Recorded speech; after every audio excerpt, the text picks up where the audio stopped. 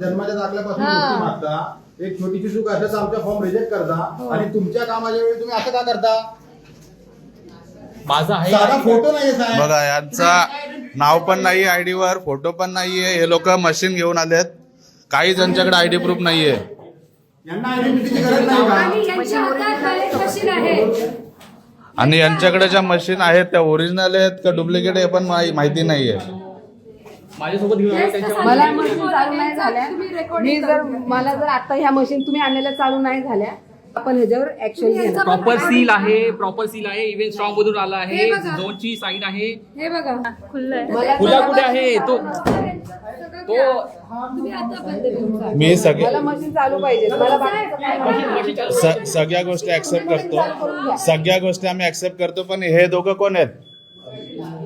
त्यांचा काय अधिक? रोकठोक महाराष्ट्राला सबस्क्राईब करा आणि बेल आयकॉनवर क्लिक करायला विसरू नका.